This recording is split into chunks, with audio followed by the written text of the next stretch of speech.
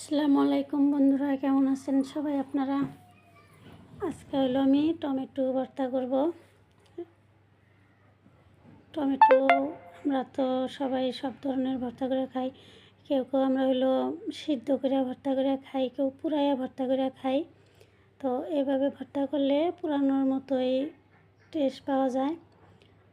আমরা যারা খড়ি দিয়ে রান্না করি, ওই মাটির চুলায় বা মাটির হেসেলে পুরাইলে একটু ভালো হয়। তারপরে যারা গ্যাসের চুলায় পোড়ায় তাদের ভর্তাটা একটু খাইতে অন্যরকম হয়। গ্যাসের চুলায় তো কী কয়, এটা ভালোভাবে সেদ্ধ না হতে পুড়ে যায়।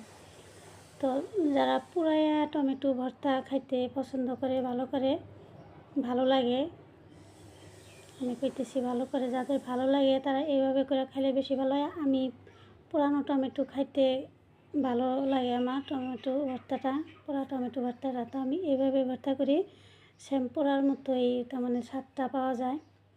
তো এখানে আমি 2টা টমেটো নিছি, প্যানে কাইটা দিছি, মাছ বরাবর 2 টুকরা করে কাইটা দিয়া প্যানে দিয়া ঢাইকা সেদ্ধ করে, তারপরে ভিতরে যে পানিটা থাকে, তার মানে টমেটোর ভিতরে রসটা, ওই রসটা শুকানো হলো মেন।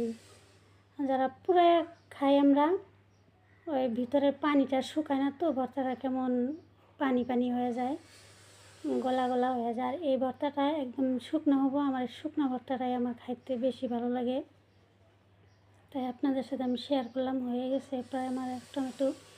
এখন আমি এখানে শুকনো মরিচ ভেজে নেব। আর এই ভর্তাটা শুকনো মরিচ দিয়ে বানালে খাইতে বেশি ভালো লাগে, কাঁচা মরিচ দিয়ে খাইতে ভালো লাগে না। আমি কখনো কাঁচা মরিচ দিয়ে খাই নেই ভর্তাটা।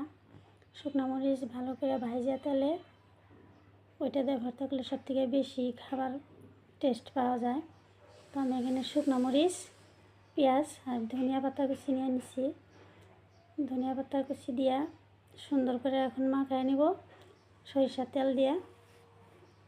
তো এইভাবে আপনারা সবাই বানায় খায় দেখবেন।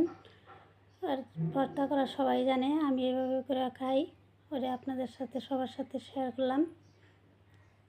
আমি এখানে সরিষা তেল দিয়ে দিব। প্রথমে একটু দেখাইছি তেলটা, তারপরে আমি আর একটু তেল দিয়ে দিচ্ছি। তো সব একসাথে আমি প্যানে ভর্তাটা বানাইছি, যেহেতু একটু ভর্তা তাই আমি প্যানে বানাইছি। সবাই ভালো থাকবেন, সুস্থ থাকবেন, আল্লাহ হাফেজ।